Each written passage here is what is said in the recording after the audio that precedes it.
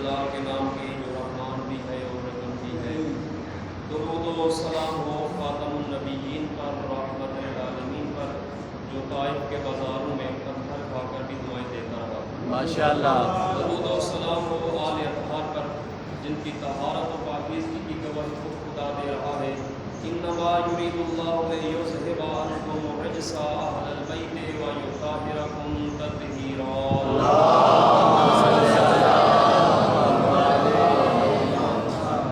इस नमाज जुमा के पहले खुतबों में सबसे पहले अपने आप को और तमाम मोमिनीन को, तमाम बंदगान खुदा को तक़वा इलाही इख्तियार करने की नसीहत और वसीयत करता हूँ। जैसा कि आप तमाम मोमिनीन के इल्म में है, ये अय्याम मौला कायनात की शहादत के अय्याम है। मौला कायनात अमीर अल मोमिनीन अली इब्न अबी तालिब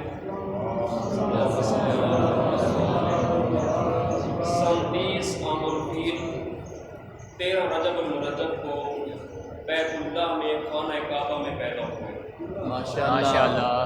और मौला कायनात की शहादत सन 40 हिजरी 19 में रमज़ान की सुबह मौला को ज़रबत लगी है। मस्जिद कूफा में 21 की नमाज सुबह से पहले मौला की शहादत हो गई है। दुनिया में ये एजाज़ किसी के पास नहीं है कि उसकी आमद काबा में हुई हो और शहादत मस्जिद में हुई हो। ये सिर्फ मौला अली अलैहिस्सलाम की ज़ात है जिनकी आमद भी खुदा के घर में हुई है, शहादत भी खुदा के घर में हुई है। और जब 19 की सुबह को मौला को ज़रबत लगी तो मौला ने अपनी कामयाब ज़िंदगी का ऐलान किया और फरमाया फ़ुज़्तु व रब्बिल काबा, रब्बे काबा की कसम अली आज कामयाब दुनिया से जा रहा है। माशाअल्लाह। यानी वो लोग जो मौला अली अलैहिस्सलाम की सियासत को, तर्ज़ हुकूमत को, मौला की ज़िंदगी को नाकाम तस्वुर करते थे, मौला अली अलैहिस्सलाम ज़रा खा के उन लोगों को ये जवाब दे रहे हैं कि लोगों तुम्हारी सोच गलत हो सकती है, अली कामयाब दुनिया से जा रहा है। माशाअल्लाह। नारा हैदरी। अब मौला कायनात ने जो वसीयत फरमाई है इमाम हसन से, इमाम हुसैन से, अपनी तमाम अहले बैत से और हम सब से भी मौला ने वसीयत फरमाई है। क्योंकि वक्त मुख्तसर होता है, मैं मुख्तसर मौला की वसीयत आप मोमिनीन के सामने बयान करूँगा। सबसे पहले इमाम फरमाते हैं ऊसीकुमा बितक़वल्लाह। इमाम हसन और इमाम हुसैन से मुतवज्जे होकर इमाम फरमाते हैं कि तुम दोनों अल्लाह से डरते रहना, तक़वा इलाही इख्तियार करना। व इल्ला तग़यत दुनिया व इन बग़तकुमा, अगर दुनिया तुम्हारी तरफ माइल हो लेकिन तुम दुनिया की तरफ माइल न होना। इसके बाद मौला फरमाते हैं वला तअसफन अला शैइन मिनहा सुबिया अनकुमा, दुनिया की वो चीज़ जो तुमसे रोक ली जाए उस पर कभी अफसोस न करना। उसके बाद मौला फरमाते हैं वक़ौलन बिल हक़, और जब बात करना तो हक बात करना। और ये अहले बैत का एजाज़ है कि अहले बैत ने हमेशा हक बात कही है, हक कही है, चाहे वो बात अहले बैत के खिलाफ ही क्यों न हो। अहले बैत इंसानों की, हम सब की नीयतों से वाकिफ़ हैं। इस वक्त इस हाल के अंदर, इस मस्जिद के अंदर हम जितने यहाँ पे अहबाब, बच्चे, जवान लोग तशरीफ़ फरमा है, हमारे इमाम हम सब की नीयतों से वाकिफ़ हैं कि पढ़ने वाले की नीयत क्या है, सुनने वालों की नीयत क्या है। और जितना नीयत ठीक होती है इमाम उतना कहते हैं कि इसकी नीयत ठीक है, इसकी नीयत ख़राब है। मैं आपको इस बात का जवाब रिवायत से देता हूँ। जंग सिफ़ीन के अंदर जब मौला कायनात के खिलाफ एक नारा लगा, ला हुक्म इल्ला लिल्लाह, किसी की नहीं चलेगी सिवाय अल्लाह के। आप ये बताइए ये नारा ठीक है या गलत है? ये नारा बिल्कुल ठीक है, किसी की नहीं चलेगी सिवाय अल्लाह के। लेकिन इस नारे को लगाया जा रहा है मौला के खिलाफ। मौला के कानों तक जब ये नारे की आवाज़ पहुंची, ला हुक्म इल्ला लिल्लाह, मौला फरमाते कलमा तो हक जुरात बिहल बातिल, जुमला तो बड़ा अच्छा है मगर इनकी नीयत खराब है। तो जितनी नीयत होती है अच्छी उतना कहते हैं, चाहे वो बात अहले बैत के खिलाफ ही क्यों न हो। यही इमाम वसीयत फरमा रहे हैं वक़ौलन बिल हक़, जब गुफ्तगू करना, जब बात करना तो हक कहना। व अमलन लिल अज्र, और अगर कोई अमल अंजाम देना तो वो अज्र के लिए अंजाम देना, सवाब की नीयत से अंजाम देना, रियाकारी की नीयत से, दिखावे की नीयत से। क्योंकि रियाकारी का, दिखावे का, मकारी का कोई सवाब नहीं है इस्लाम के अंदर। इस्लाम के अंदर अगर किसी अमल का सवाब है तो वो इखलास का है, खुलूस का है। یعنی جتنا انسان کے عمل کے اندر خلوص ہوگا اس کا ثواب اتنا زیادہ ہوگا۔ ممکن ہے کہ انسان کا عمل لاکھوں میں ہو لیکن اس کے اندر خلوص نہ ہو تو اس عمل کی کوئی حیثیت نہیں ہے۔ ممکن ہے کہ انسان کا عمل 54 کا ہو، اگر اس کے اندر اخلاص ہے، خلوص ہے، تو اس کا جو جزا ہے، جو اس کا ثواب ہے، وہ لاکھوں میں ہو۔ یہاں تک روایت کہتے ہیں کہ اگر کوئی انسان اس کائنات میں لوگوں کی واہ کے لیے، لوگوں کو دکھانے کے لیے اگر کوئی نیکی انجام دیتا ہے، کل کو قیامت والے دن جب وہ اللہ کی بارگاہ میں جائے گا اور ثواب کا، اجر کا مطالبہ کرے گا تو آواز قدرت آئے گی، یہ نیکی تو تم نے لوگوں کو دکھانے کے لیے کی تھی، آج جاؤ ان لوگوں سے اس نیکی کا ثواب مانگو جن کو دکھانے کے لیے، جن کو خوش کرنے کے لیے تم نے یہ نیکی کی تھی۔ اگر تم نے یہ نیکی میرے لیے کی ہوتی، خالصتاً اللہ کے لیے کی ہوتی، تو آج میں ضرور تمہیں اس چیز کا اجر دوں گا۔ تو مولا فرما رہے ہیں وَعَمَلًا لِلْأَجْرِ، جب بھی کوئی عمل دینا تو ثواب کی نیت سے دینا، اس میں ریاکاری نہ ہو، اس میں دکھاوا نہ ہو، اس میں مکاری نہ ہو۔ پھر مولا فرماتے وَكُونَ لِلظَّالِمِ خَصْمًا وَلِلْمَظْلُومِ عَوْنًا، ظالم کے ہمیشہ دشمن بننا اور مظلوم کے ہمیشہ مددگار بننا، یہ مولا علیہ السلام کی وصیت ہے، ہم سب کو وصیت ہے، وصیت پر عمل کرنا واجب اور ضروری ہے۔ لہٰذا جو مولا علیہ السلام کے ماننے والے ہیں ان کے اوپر یہ واجب ہے کہ وہ ظالم کو اپنا دشمن سمجھے اور مظلوم کے مددگار بنے، مظلوم کے دوست بنے۔ یہ ایسی کوئی بات نہیں ہے کہ جو ظلم اس علاقے میں ہو رہا ہے تو ہم ظلم کے خلاف آواز اٹھائیں، جو ظلم یمن میں ہو رہا ہے یا فلسطین میں ہو رہا ہے یا کشمیر میں ہو رہا ہے، ہم اس پر ظلم کے خلاف آواز نہ اٹھائیں تو ہم گنہگار ہوں گے، ہمارا شمار ظالمین کے ساتھ کیا جائے گا۔ میں آپ کو ایک دو روایتیں جو پہلے بھی میں یہاں پہ بیان کر چکا ہوں، لیکن مومنین کو بار بار تذکر دینا یہ بہت ضروری ہوتا ہے۔ پیغمبر نے اپنے اصحاب سے فرمایا کیا میں تمہیں ایک ایسی عبادت کی طرف متوجہ کروں، ایک ایسی عبادت کے بارے میں بتاؤں جو عبادت بدن کے لحاظ سے بالکل راحت کا سبب ہے، اس عبادت میں بدن کو کوئی اذیت نہیں ہے، بدن کو کوئی تکلیف نہیں ہے۔ تو صحابہ نے فرمایا یا رسول اللہ فرمائیے وہ کون سی عبادت ہے جس کے اندر جسم کو کوئی تکلیف نہیں ہے؟ یعنی اگر کوئی انسان روزہ رکھ رہا ہے تو اس کو بھوکا رہنا پڑے گا، پیاسا رہنا پڑے گا، اگر کوئی انسان قرآن کی تلاوت کر رہا ہے تو اس کو زبان کو ہلانا پڑے گا، اگر کوئی انسان نماز پڑھ رہا ہے تو اس کو رکوع سجود کرنا پڑے گا۔ پیغمبر فرماتے ہیں ایک ایسی عبادت ہے جس کے اندر جسم کو بڑا سکون ہے، جسم کو بڑی راحت ہے، اس کے اندر جسم کو کوئی تکلیف نہیں ہے۔ جب صحابہ نے پوچھا یا رسول اللہ وہ کون سی عبادت ہے تو پیغمبر فرماتے ہیں الصمت والحسن الخلق، خاموشی اور اچھا اخلاق، یہ وہ عبادت ہے جس کے اندر جسم کو کوئی تکلیف نہیں ہے۔ نعرہ سلوات۔ یعنی اگر کوئی آپ سے بات کر رہا ہے آپ اس مومن کی طرف مسکرا کے بات کریں، مسکرا کے جواب دیں تو یہ اچھا اخلاق بھی عبادت ہے، اور کسی کی بدخلقی پر، بدتمیزی پر خاموشی اور صبر اختیار کر لیں تو یہ بھی اللہ کی عبادت ہے۔ لیکن میں یہاں پر واضح کر دوں کہ خاموشی ہر جگہ عبادت نہیں ہے، خاموشی ہر جگہ عبادت نہیں ہے۔ میں نے آپ کے سامنے حدیث پڑھی ہے تو آپ سمجھیں گے کہ ہر جگہ خاموش رہیں گے تو یہ خاموشی عبادت ہے، بلکہ امام جعفر صادق علیہ السلام فرماتے ہیں ایک خاموشی ایسی ہے، چھٹے امام فرماتے جو انسان کو جہنم میں لے کے جائے گی۔ وہ کون سی خاموشی ہے؟ چھٹے امام فرماتے اگر کوئی انسان ظلم کے اوپر خاموشی اختیار کرے گا، ظالم کے خلاف اپنی آواز کو بلند نہیں کرے گا تو یہ خاموشی کل کو اسے قیامت میں جہنم کی طرف لے کے جائے گی۔ لہٰذا خاموشی عبادت ہے لیکن خاموشی ہر جگہ عبادت نہیں ہے۔ اگر اس زمین پر ظلم ہو رہا ہے تو ہم سب کے اوپر یہ واجب ہے، ضروری ہے کہ ہم اس ظلم کے خلاف آواز کو بلند کریں اور مظلومین کا ساتھ دیں۔ ایک اور روایت جو پہلے بیان کر چکا ہوں کہ کل کو قیامت والے دن جب انسان اللہ کی بارگاہ میں حساب کتاب دے گا تو اس کی شکل میں ایک خون آ جائے گا مجسم، اور وہ خون کہے گا یا اللہ اس نے دنیا میں مجھے بہایا تھا لہٰذا میں اسے اپنا حق لینا چاہتا ہوں۔ تو انسان کہے گا یا اللہ میں نے تو دنیا میں کسی کو قتل نہیں کیا تھا، میں نے تو کسی کا خون نہیں بہایا تھا، یہ کس کا خون ہے؟ تو اس وقت وہ خون کہے گا کہ دنیا کے فلاں کونے میں مجھے بہایا جا رہا تھا، مجھے قتل کیا جا رہا تھا، تم خاموش تھے، تم نے میرے حق میں آواز نہیں اٹھائی، تم نے ظالم کے خلاف آواز کو بلند نہیں کیا، لہٰذا جس طرح اس ظالم نے میرے خون کو بہایا ہے تم بھی برابر اسی طرح شریک ہو، تم نے خاموشی کو اختیار کیوں کیا ہے؟ لہٰذا ہم سب کے اوپر یہ واجب اور ضروری ہے کہ جہاں بھی ظلم ہو رہا ہے، چاہے فلسطین کے اندر ہو رہا ہے، کشمیر کے اندر ہو رہا ہے، پاکستان کے اندر ہو رہا ہے، افغانستان کے اندر ہو رہا ہے، دنیا کے جس کونے میں ظلم ہو رہا ہے، مولا کی وصیت کے مطابق ہم سب کے اوپر یہ واجب اور ضروری ہے کہ ہم مظلوم کے مددگار بنیں اور دشمن بنے۔ ابھی نماز جمعہ کے فوری بعد انشاءاللہ القدس کے حوالے سے ریلی کا انعقاد کیا ہے۔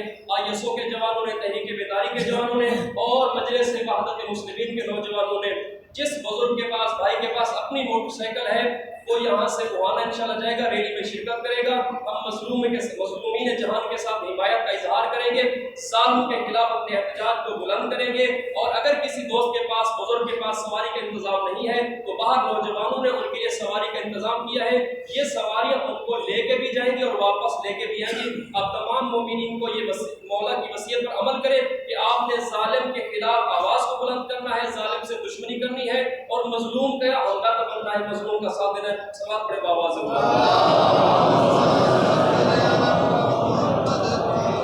پھر مولا فرماتے ہیں اوصیکما، میں تم دونوں کو وصیت کرتا ہوں، وجمیع ولدی، اور اپنی تمام اہل بیت کو، تمام بچوں کو، وآلی، اپنے اہل و عیال کو، ومن بلغہ کتابی، اور جن جن لوگوں تک یہ میری وصیت، یہ میرا نوشتہ پہنچے میں ان سب کو وصیت فرماتا ہوں۔ یعنی اب میں آپ کے سامنے جو بیان کر رہا ہوں مولا کی وصیت، تو آپ تک یہ مولا کی وصیت پہنچ رہی ہے، لہٰذا مولا آپ سے، ہم سب سے وصیت فرما رہے ہیں بتقوی اللہ و نظم امرکم، اللہ کے خوف اپنے اندر پیدا کرنا، تقوی الہی اپنے اندر پیدا کرنا، اور اپنی زندگی کے امور کو منظم کرنا، اپنی زندگی کے امور کو منظم کرنا۔ یعنی ایسا نہ ہو کہ جب کھانے کا ٹائم ہے تو آپ سو رہے ہو، جب سونے کا ٹائم ہے تو آپ کھیل رہے ہو، بلکہ آپ کی زندگی کا برنامہ جو ہے منظم ہونا چاہیے۔ کب سونا ہے، کب آرام کرنا ہے، کب نماز پڑھنی ہے، کب عبادت کرنی ہے، کب آرام کرنا ہے، یہ ساری آپ کی زندگی مولا فرماتے ہیں نظم و ضبط کے ساتھ ہونی چاہیے۔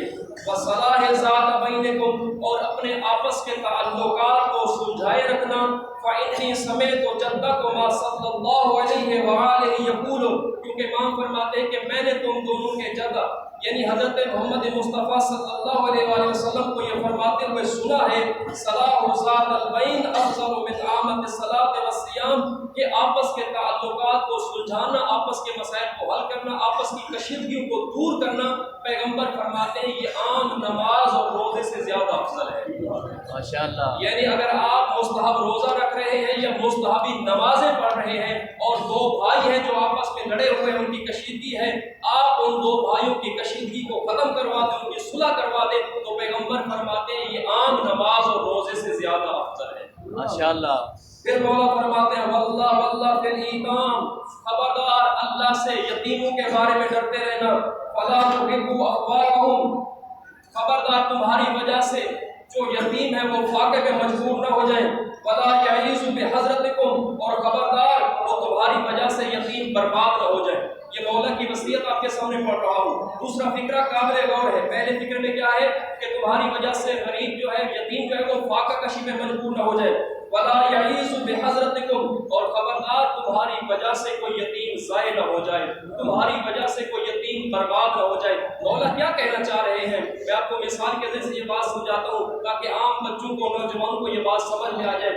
دیکھیے ایک یتیم بچہ ہے، بہت ذہین ہے، بہت لائق ہے، اگر ہم اس کی تعلیم کے اخراجات کو اٹھائیں، اس کی کتابوں کا، اسکول کی یونیفارم کا، اسکول کی فیسوں کا خرچ برداشت کرے، تو وہ یتیم بچہ کل کو پڑھ لکھ کر اس معاشرے کا، اس ملت کا بہترین فرد بن سکتا ہے۔ ہم نے اس یتیم بچے پر توجہ نہیں کی، وہ یتیم بچہ آج مزدوری کر رہا ہے یا رکشہ چلا رہا ہے، تو مولا فرمانے خبردار تمہاری وجہ سے کوئی یتیم برباد نہ ہونے پائے، تمہاری وجہ سے کوئی یتیم بچہ ضائع نہ ہونے پائے۔ یعنی اگر معاشرے میں کوئی یتیم بچہ ہے جو محنتی ہے، جو لائق ہے، تم سب کے اوپر یہ ضروری ہے کہ تم اس بچے کو ضائع نہ ہونے دو، بلکہ اس کی تعلیم کے، اس کی تربیت کا خیال کرو۔ پھر مولا فرماتے واللہ فی جیرانکم، خبردار اپنے ہمسایوں کے بارے میں اللہ سے ڈرتے رہنا، فإنہم وصیۃ نبیکم، کیونکہ یہ تمہارے نبی کی وصیت ہے، ما زال یوصی بہم حتی ظننا انہ سیبصرہم، یہاں تک کہ پیغمبر نے ہمسایوں کے بارے میں ہم سے اتنی زیادہ تاکید کی ہے کہ ہم کو یہ گمان ہونے لگا کہ پیغمبر کہیں ہمسایوں کو وراثت میں حصے دار نہ بنا دے۔ اس قدر پیغمبر نے ہمسایوں کے حقوق کا بیان کیا ہے، اس کی تاکید کی ہے۔ پھر مولا فرماتے ہیں واللہ فی القرآن، اور خدا سے قرآن کے بارے میں ڈرتے رہنا، لا یسبقکم بالعمل بغیرکم، کہیں ایسا نہ ہو کہ تمہارا غیر قرآن پر عمل کے لحاظ سے تم پہ سبقت لے کے چلا جائے۔ قرآن کے بارے میں اللہ سے ڈرتے رہنا، یتیموں کے بارے میں اللہ سے ڈرتے رہنا۔ اور آپ کو سنا دوں مولا نے کس قدر کوفہ کے یتیموں کا خیال کیا ہے۔ یہ روایت یقیناً آپ نے پہلے سنی ہوگی، کیونکہ آپ اکثر مجالس میں شرکت کرتے ہیں، مجالس میں محافل میں ان روایات کو بیان کیا جاتا ہے۔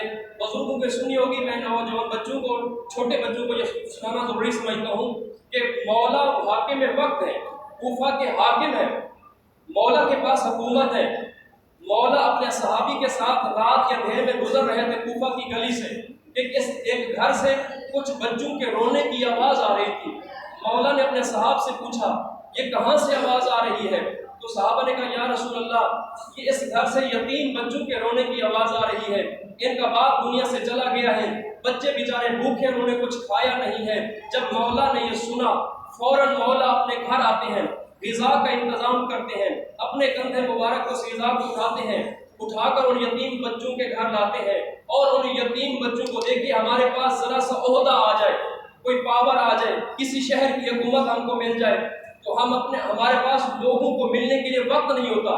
مولا حاکم وقت ہے، توجہ فرمائیے، مولا حاکم وقت ہے، لیکن مولا نے اپنے کندھوں پر غذا کو اٹھایا اور ان یتیم بچوں کے گھر مولا آتے ہیں اور ان یتیم بچوں کی ماں سے فرماتے ہیں کہ میں ان بچوں کو بہلاؤں، آپ کھانا بنائیں گی یا آپ ان بچوں کو بہلائیں گی، میں علی ان بچوں کے لیے کھانا تیار کروں؟ تو ان کو یتیم بچوں کی ماں کہتی ہے مولا آپ بچوں کو بہلائیں، میں بچوں کے لیے کھانا بناتی ہوں۔ روایت کہتی ہے کہ مولا نے اتنا بچوں سے شفقت سے پیش ہے، اتنا پیار فرمایا کہ وہ یتیم بچے جو تھوڑی دیر پہلے رو رہے تھے وہ بچے اپنا غم بھول گئے اور مولا کے ساتھ خوش ہو گئے۔ اب مولا نے ان بچوں سے فرمایا بچوں یہ بتاؤ تم کون سے کھیل زیادہ پسند کرتے ہو، میں تمہیں وہ کھیل کرواتا ہوں۔ تو ان بچوں نے کہا مولا جب سے ہمارا باپ دنیا سے گیا ہے ہم نے کبھی خوشی کا دن نہیں دیکھا، مولا ہمارا دل چاہتا ہے کہ ہم سواری کریں، آپ ہماری سواری بن جائے۔ میرے مولا حاکم وقت ہے، اب جو مولا نے بچوں کے ساتھ بے شفقت سے پیش آئے ہیں یہ کام تو ہم اپنے بچوں کے ساتھ ہی نہیں کرتے۔ جیسے ان بچوں نے کہا مولا آپ ہماری سواری بن جائے، تاریخ کہتے مولا نے اپنے دونوں ہاتھ زمین پہ ٹیکے، گھٹنوں کو زمین پہ ٹیکا، ان یتیم بچوں کو اپنی پشت مبارک پہ سوار کیا، بچے خوش ہو گئے۔ جب بچے خوش ہو گئے تو مولا علیہ السلام اللہ کی بارگاہ میں دعا کرتے ہیں یا اللہ میں نے ان یتیم بچوں کو خوش کر دیا ہے تو علی سے خوش ہو جا، یا اللہ میں نے یتیم بچوں کو راضی کر دیا ہے تو علی سے راضی ہو جا۔ مولا سے اللہ تو راضی ہے ایسی کوئی بات نہیں ہے، نعوذ باللہ معاذ اللہ۔ یہ مولا ہم کو درس دے رہے ہیں کہ اگر تم اللہ کی رضا چاہتے ہو، اگر تم اللہ کی خوشنودی حاصل کرنا چاہتے ہو تو یتیموں کا خیال کرو، یتیموں کو خوش کرو، اللہ تم سے خوش ہو جائے گا، اللہ تم سے راضی ہو جائے گا۔ واللہ واللہ فی القرآن، خبردار قرآن کے بارے میں اللہ سے ڈرتے رہنا، کہیں ایسا نہ ہو کہ تمہارے غیر قرآن پر عمل کے لحاظ سے تم پہ سب کر لے جائیں۔ واللہ واللہ فی صلاۃ فإنها عمود الدین، خبردار نماز کے بارے میں خدا سے ڈرتے رہنا، کہیں ایسا نہ ہو کیونکہ نماز جو ہے وہ تمہارے دین کا ستون ہے۔ اس کے بعد مولا فرماتے ہیں واللہ واللہ فی بیت ربکم لا تدخلوہ ما بقیتکم فإنہ ينظرک لم تناظروا، خبردار اپنے رب کے گھر کو کبھی خالی مت چھوڑنا، مسجد کو، خانہ کعبہ کو کبھی خالی مت چھوڑنا، کیونکہ اگر تم نے خانہ خدا کو خالی چھوڑ دیا تو پھر تم پر عذاب نازل ہو جائے گا، اس عذاب سے تم کو مہلت نہ ملے گی۔ اس کے بعد مولا فرماتے ہیں واللہ واللہ فی جہاد باموالکم وانفاسکم والسنتکم فی سبیل اللہ، اپنے اموال، اپنے جان، اپنے زبان سے راہ خدا میں جہاد کے سلسلے میں خدا سے ڈرتے رہنا۔ اب دیکھیے جو سب سے جہاد اکبر ہے وہ کیا ہے؟ نفس کا جہاد ہے۔ روایت کہتے ہیں کہ پاک پیغمبر جب جنگ بدر سے غالباً واپس آئے تو اپنے صحاب سے فرماتے ہیں کہ تم نے ابھی جہاد اصغر کیا ہے، اپنے آپ کو جہاد اکبر کے لیے تیار کر لو۔ وہ صحابہ کہتے ہیں یا رسول اللہ ہمارے کافی سارے دوست شہید ہو گئے ہیں، کافی سارے دوست ہمارے زخمی ہو گئے ہیں، اور آپ فرما رہے ہیں کہ آپ نے جہاد اصغر کیا ہے، جہاد اکبر کی تیاری کرو۔ یہ جہاد اکبر کیا ہے؟ پیغمبر فرماتے ہیں اپنے نفس کے ساتھ لڑنا، یہ جہاد اکبر ہے۔ تو مولا فرما رہے ہیں اللہ کی راہ میں اپنے نفس کے ذریعے سے، اپنے جہاد کے ذریعے سے، اپنے مال کے ذریعے سے، اپنی زبان کے ذریعے سے جہاد کرو۔ وعلیکم بالتواصل والتغاضل وإياكم والتدابر والتکاتب، تم پر لازم ہے ایک دوسرے سے میل ملاپ رکھنا، ایک دوسرے کے تعلقات کو منقطع نہ کرنا، تم پر لازم ہے کہ تم ایک دوسرے کی مدد کرنا اور قطع تعلق سے پرہیز کرنا۔ یعنی اگر ہم آپ آپس میں اختلافات ہمارے موجود ہیں تو میں آپ کو مولا کی وصیت سنا رہا ہوں. وصیت پر عمل کرنا واجب اور ضروری ہے. یہ وصیت آپ کے لیے ہے, میرے لیے ہے, امام حسن امام حسین کے لیے, اہل بیت کے لیے, جیسے میں نے پہلے آپ کو بیان کیا ہے. لہٰذا اگر خدا نہ خواستہ اگر کسی نوجوان بزرگ بھائی کے دل میں کوئی ذرا سی بات ہے, راہ اللہ آج ایک دوسرے کو معاف کر دیں. ماہ مبارک رمضان کا یہ جمعہ ہے, عظمت والا دن ہے, عظمت والا مہینہ ہے. مولا کی وصیت پر عمل کریں, انشاءاللہ آپ سے مولا بھی خوش ہوں گے, مولا کا خدا بھی آپ سے خوش ہوگا. پھر مولا فرماتے لا تترکوا الامر بالمعروف وانہوا عن المنکر ویولى علیکم شرارکم ثم تدعون فلا یستجاب لکم. مولا فرماتے دیکھو ایک دوسرے کو امر بالمعروف اور نہی عن المنکر یعنی نیکی کا حکم دیتے رہنا, برائی سے ایک دوسرے کو روکتے رہنا. اگر تم نے امر بالمعروف اور نہی عن المنکر کو ترک کر دیا, یعنی لوگوں کو نیکی کا حکم نہ دیا, لوگوں کو برائیوں سے نہ روکا, تو تمہارے اوپر ظالم بادشاہ مسلط ہو جائیں گے, اور جب تم دعا مانگو گے تو اللہ تمہاری دعا کو قبول نہیں کرے گا. لہٰذا اگر ہم اپنے معاشرے کو صحیح کرنا چاہتے ہیں, اپنے معاشرے کی اصلاح کرنا چاہتے ہیں, ہر انسان کے اوپر امر بالمعروف اور نہی عن المنکر, نیکی کا حکم دینا, برائی سے روکنا, یہ صرف مولویوں کا کام نہیں ہے, علماء کا کام نہیں ہے, بلکہ اس حال کے اندر, اس کائنات کے اندر جتنے لوگ ہیں ان سب کے اوپر یہ واجب اور ضروری ہے کہ وہ امر بالمعروف کریں اور نہی عن المنکر کریں.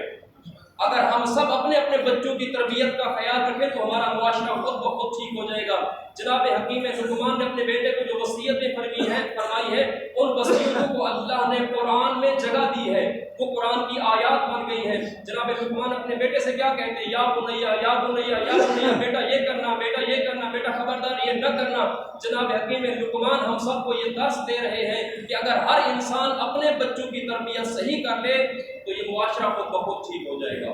لہٰذا امر بالمعروف اور نہی عن المنکر, نیکیوں کا حکم دینا, برائیوں سے روکنا, یہ ہم سب پر واجب ہے. پھر مولا علی علیہ السلام فرماتے ہیں من كنت فیہ ثلاث خصال, جس انسان کے اندر 3 خصلتیں پائی جائیں, 3 خصوصیات پائی جائیں, سالمت لہ الدنیا والآخرہ, وہ دنیا میں بھی کامیاب ہے, آخرت میں بھی کامیاب ہے, وہ دنیا میں بھی سالم ہے, آخرت میں بھی سالم ہے. پہلی چیز مولا فرماتے ہیں من امر بالمعروف وامر بہ, کہ لوگوں کو نیکی کا حکم دے اور خود بھی اس پر عمل کرے.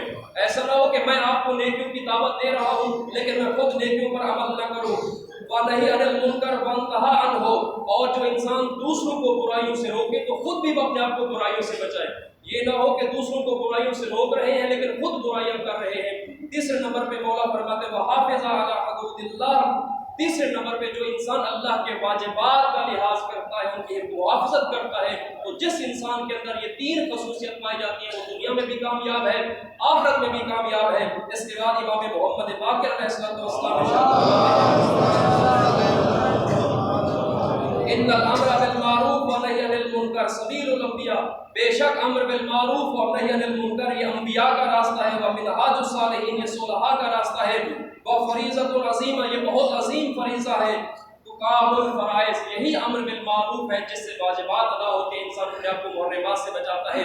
تاریخ کہتے ہیں کہ 17 ماہ رمضان المبارک کا دن مسجد کوفہ ممبر سمونی پہ مولا علی علیہ السلام تشریف فرما ہے. ممبر کے دائیں جانب امام